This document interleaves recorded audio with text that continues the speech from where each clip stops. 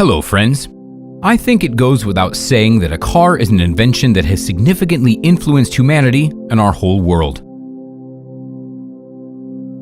With the introduction of cars, it turned out that our planet is much smaller than we once imagined, and the time we spend on the road has decreased significantly.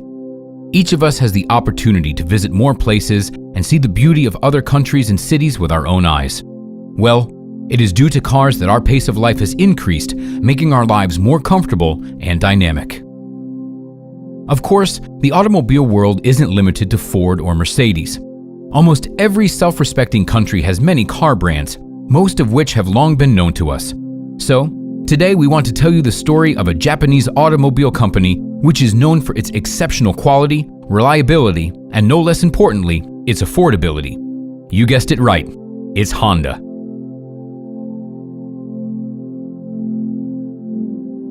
But how did these legendary Japanese cars appear? How did their story begin? I'll tell you all about it today. Soichiro Honda is considered to be the founding father of the company. The future engineer was born in 1906 in the family of a blacksmith in a small Japanese town. From early childhood, the boy helped his father in the blacksmith business and also took part in the development of a small family business, bicycle repairs. The family wasn't exactly well off, but there was always enough money for food. Since little Soichiro had been hanging around his father all the time, he soon got fascinated by all sorts of mechanisms, so he used them to invent something new all the time.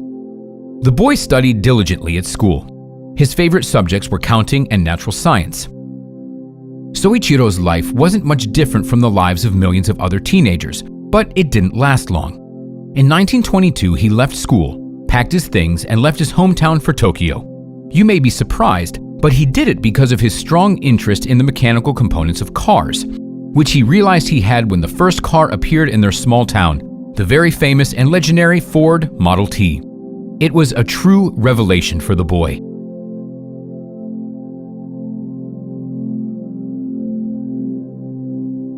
I remember when this miracle stopped by, oil dripping. I fell to the ground like a dog, breathing in its magical scent. I got my hands and face dirty, and it was then that I swore that one day I would build a car myself. This is what the future engineer said about his first encounter with a car. In Tokyo, Soichiro became a trainee mechanic, along with other students from other towns and villages. It should be said that it took him about 6 years to fully learn this profession and gain maximum experience. All this time, he worked and trained for food only, but it didn't upset him because he dreamed of becoming an engineer. A while later, at the age of 22, the boy decided to return home, but he wasn't going back empty-handed. He wanted badly to create something new.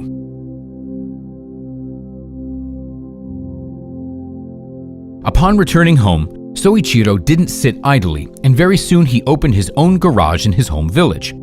Everything seemed very simple now that he had learned the craft, so he decided that he wouldn't just help others repair their vehicles, which were only beginning to gain popularity at the time, but would also train inspired young people like himself. Some may wonder why he would want to do that. And the answer is very simple. The thing is that children from poor families didn't have the opportunity to study, and Soichiro gave them a chance to do so by employing them.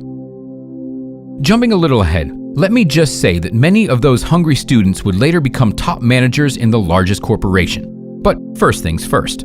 Things went well for Soichiro almost immediately, and the rumor about excellent mechanics spread to several neighboring villages. The first important stage of Soichiro's career was his proposal to replace wooden spokes in a bicycle wheel with metal ones. Yes, friends, it was that long ago that even the spokes on bicycles and other small vehicles were still wooden. Actually, this idea didn't just bring him recognition, but also a decent number of orders. It was one of the first ideas that he patented. Now you'll never have to wonder who invented the metal spokes. However, the young man decided not to stop at that. He knew that it was just the beginning. And as it turned out later, he was right. He wanted to make a difference in the world, and therefore he would always come up with new ideas on improving things that already existed. At a certain point, the number of his students exceeded 24, and there was less and less space in the old garage. At the same time, There were enough orders to pay all of his students and still make a profit. So, just a couple years later, Soichiro Honda founded the first company for the production of piston seals called Tokai Seikai, and its first large order came from Tokyo 6 months later.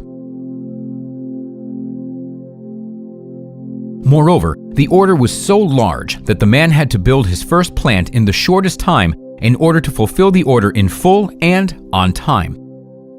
What's interesting is that he succeeded thanks to his own savings, as well as loans and money he received as repayment from Toyota.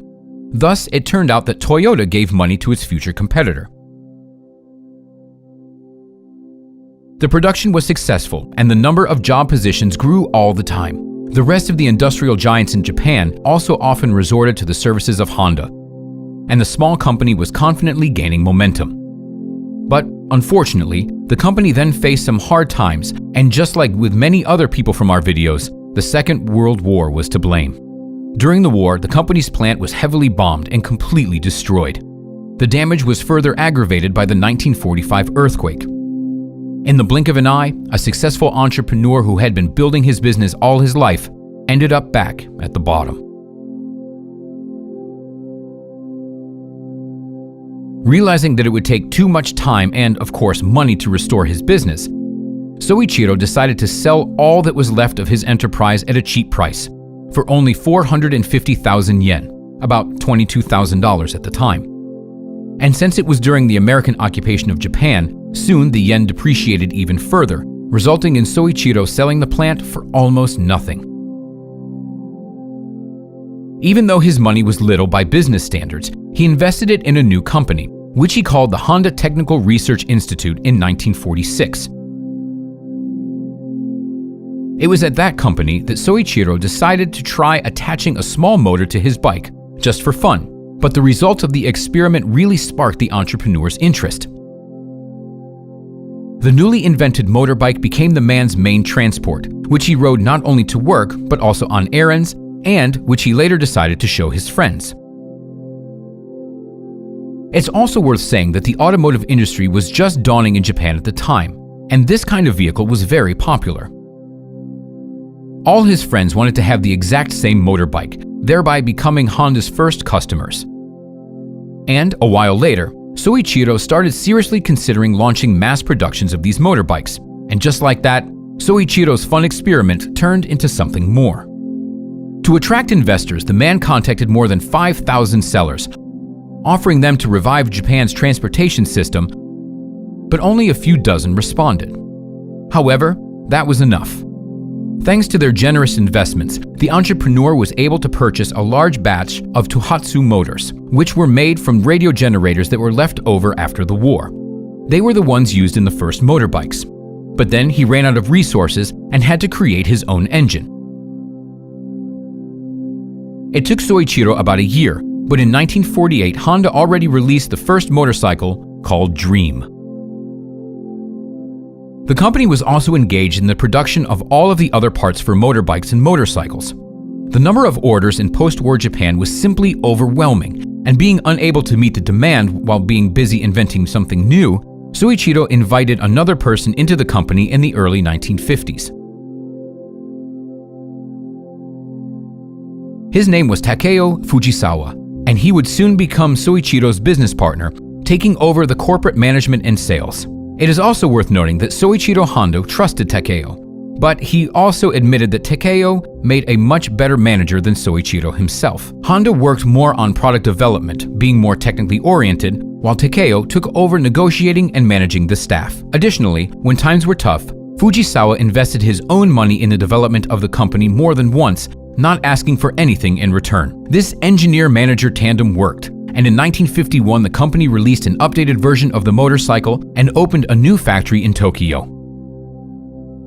Thanks to impressive sales, the Honda Motor Company opened their headquarters in Tokyo in just 2 years. In 1954, the entrepreneur faced the first serious problem.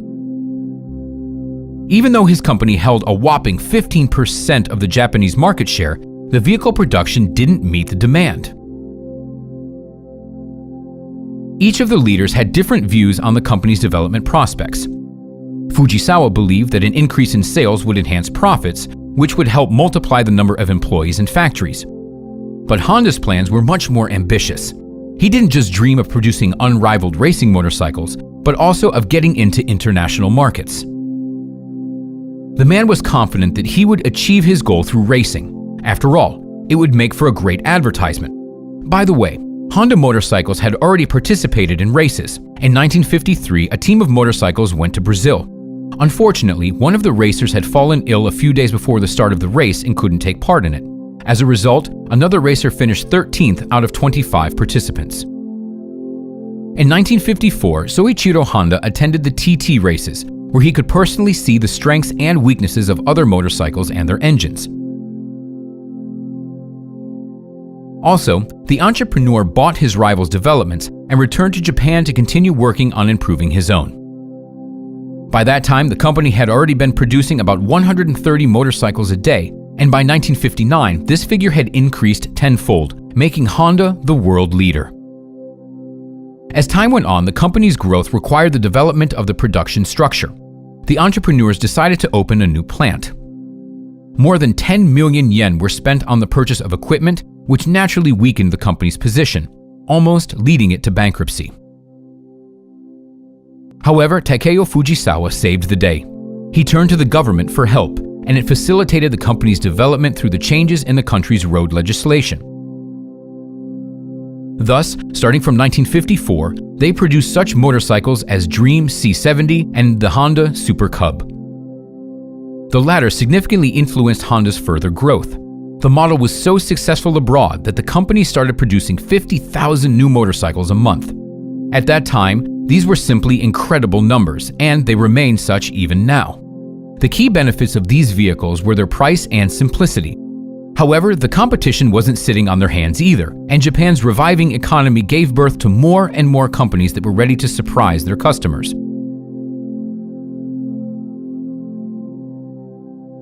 That's probably what helped build Japan's reputation for top quality and advanced technologies. It's all simple. Competition works wonders.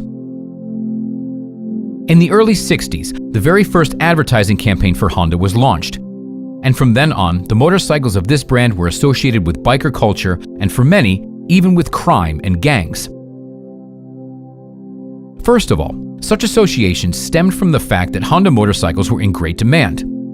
They were used by lots of people, including members of the mafia, who appreciated these motorcycles for their reliability and speed. After all, they gave them a way to quickly leave a crime scene, and they'd never let them down in the most crucial moment.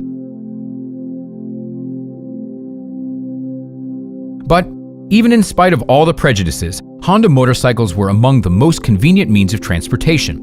When an ordinary person faced a choice of a motorcycle brand, they chose Honda 9 times out of 10. As for the founder, even despite the great success in his business, he still didn't give up on the dream of winning the race. In 1959, the company's racer took 6th place in the TT racing. But even this result wasn't good enough for Soichiro. It was only in 1961 that Honda's dream finally came true. The entrepreneur finally managed to prove the advantage of his motorcycles not only to himself, but to the whole world as well. His company's racers took the first 5 places. Having achieved such successes on the motorcycle market, most of us would have probably been content with what we'd had and would simply live a beautiful life, having all that money. But Soichiro's work was his whole life. At the age of 56, he decided to try his luck again and launch his own automotive line. It's also worth saying that he had to start everything virtually from scratch. After all, his entire production was focused exclusively on 2-wheeled vehicles, but car production was something much more ambitious and, of course, more expensive. Nevertheless, Honda was unstoppable. Having set a new goal for himself to take part in Formula One, Honda introduced the first sports 2-door convertible, the Honda S360, at the 1962 Tokyo show. But since it was only a trial version, the model never went on sale. Instead, the S500 was released. The same year, the light truck T360 was also launched, gaining instant popularity. Honda took part in car racing for the first time in 1965, and it was the right decision. Richie Ginther, the company's race car driver from the USA, won the Mexican Grand Prix driving a Honda RA272. Afterwards, the company repeatedly participated in similar races, which were also always victorious for Honda. By 1967, Honda had become the largest motorcycle manufacturer in the world and began to expand its production range. In subsequent years, other models of passenger cars and pickups were introduced, but they were in limited demand in both Japan and the United States. The breakthrough was the Honda Civic, introduced in 1973, and the 1973 oil crisis greatly contributed to the success of this economical model. Due to the crisis, most of the manufacturers had to reduce production volumes and raise car prices, but not Honda. The company decided to take the risk and double its production capacity, reducing car prices at the same time, and it was the right move. While the rest of the companies were losing money, Honda only doubled its profits. That year, the company celebrated its 25th anniversary, and 3 years later, sales of the Honda Civic exceeded 1 million vehicles. Then, the more expensive Accord model was introduced, which was also in great demand, especially in the United States. In 1982, a whole factory in Ohio was opened for the production of this car. The same year, motorcycle sales reached 3.5 million items.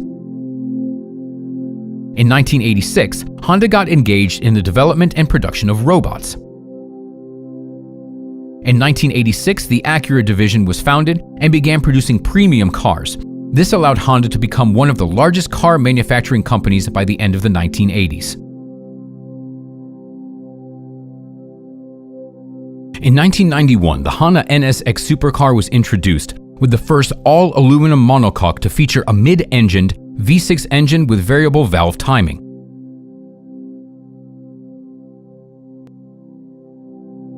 From 1990 to 1992, Acura cars were the best-selling cars in the United States, and the Honda company ended up third in the number of sold vehicles.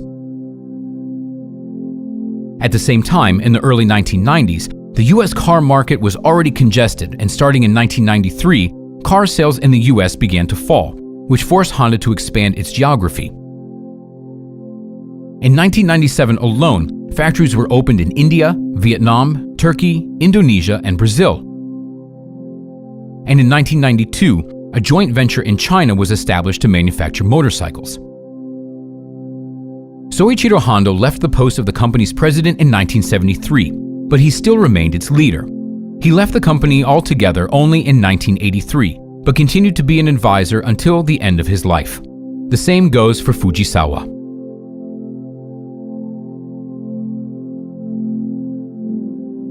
The new head of the company was Tadashi Kume, who was replaced by Nobuhiko Kawamoto in 1990.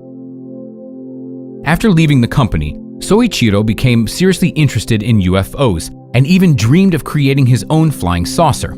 For this purpose, he even visited NASA once, but never managed to develop anything. He simply didn't have enough time. He died in 1991 from kidney disease. After Soichiro Honda's death and Fujisawa's retirement, the company quickly lost its positions in production development, outmatched by other Japanese automakers. The truck and SUV boom in the early 90s further aggravated the situation, affecting the company's profits. In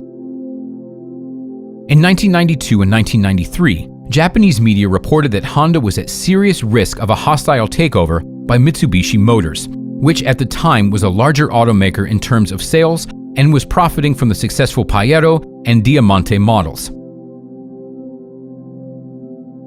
Kawamoto, the CEO, quickly reacted to the changing corporate culture at Honda by hastily developing market-oriented products, in particular, recreational vehicles such as the first-generation Odyssey and the CR-V, which very quickly became legendary.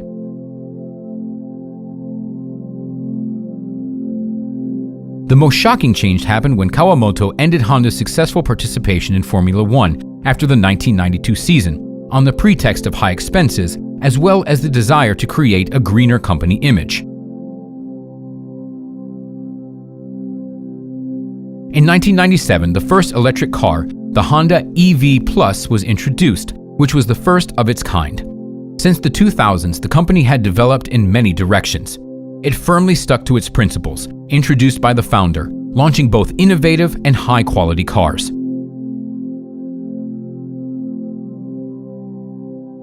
In 2004, a subsidiary company for the production of aircraft engines was created in the United States, and 2 years later, the aircraft manufacturer Honda Aircraft was established.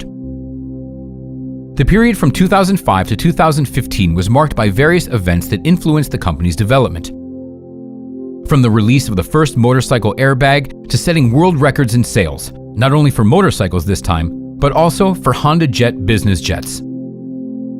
Honda Corporation has been the largest motorcycle manufacturer in the world since 1959, having manufactured over 400 million motorcycles by the end of 2019, and the world's largest manufacturer of internal combustion engines, producing more than 14 million units annually. In 2001, Honda became the second largest Japanese car manufacturer, and in 2015, it was the 8th largest car manufacturer in the world. The company uses its own engines, gearboxes, and of course, their own developments and technologies in car production, and all this for a good reason. After all, Japanese cars are known for their reliability, quality, and safety. Honda is always the leader. It has individuality, it's environmentally friendly, and of course, economical.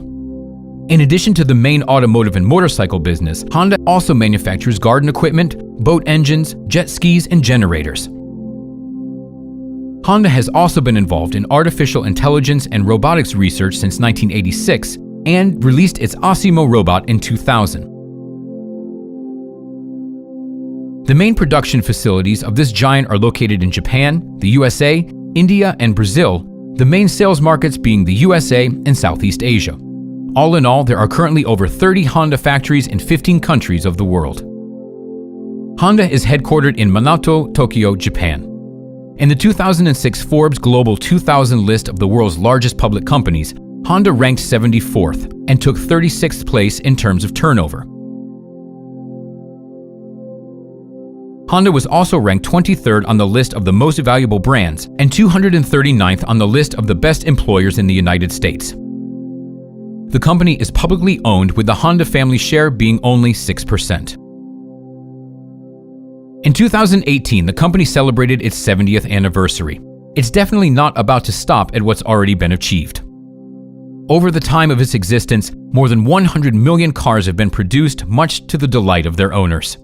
Even now, Soichiro Honda is still being compared to Thomas Edison and even Henry Ford. But there's only one thing which all analysts agree. Honda was the second best entrepreneur in the automotive industry after Ford. In his lifetime, he founded 2 nonprofit organizations, the Honda Foundation and the International Road Safety Association, which are still working to improve the safety of all road users. Honda is also remembered by millions of people as a humble and unpretentious person. Having become the head of a multi-billion-dollar concern, he often wore a plain red shirt and appeared at board meetings in a simple jacket, the kind that most of us wear. He never chose brands or spent his money on luxurious things. He only drove cars of his own production and never betrayed his brand. Honda believed that no one should be judged by their appearance. This was especially true in Japan, where a white shirt and a black suit are a must-have for successful people. However, everyone always lowered their eyes when Soichiro Honda stood next to them in a cheap jacket and red shirt. After all, they understood that their merits couldn't match those of Honda. At the same time, he looked more like an ordinary janitor than the owner of a billion-dollar fortune. One time, Honda almost disrupted a ceremony where he was to be honored with an imperial award because he intended to attend it in his working uniform instead of a tailcoat, as was required by the protocol. Soichiro never hid his disgust for theorists who studied smart things about the art of engineering at expensive universities, but never got their hands dirty with motor oil. A university diploma meant nothing for him without experience, and therefore, as I've already said at the beginning, many top managers in his company were the same trainees who he used to tighten bolts and nuts with in his first garage. According to Soichiro, a person who has never disassembled an engine couldn't teach someone else to create it, even with the best of educations. Honda, who never graduated from a university, didn't get his knowledge from books. His university was his workplace and his tools. Even less respect he had for the almighty Japanese Ministry of Industry and Trade, which had been putting spokes in his wheels all his life, because the establishment of this automobile concern didn't fit into their plans for the industrial policy at the time. It's not surprising that this free thinker with his sleeves rolled up was on the outs with the cream of Japan's political and economic elite until the end of his life. The Honda Corporation always lacked the support of the authorities, but even in spite of all of this, Soichiro proved what he was really worth. Well, that's the whole story, friends. The story of the legendary Honda cars and motorcycles, and of an ordinary boy from a poor family who became a world-famous, self-taught engineer and an outstanding businessman in the 20th century. What about you? Do you like Honda cars? Have you ever driven them? Be sure to share your experience in the comments. And that's all for today. Give the video a thumbs up if you liked it. Thanks for watching, and we'll see you next time.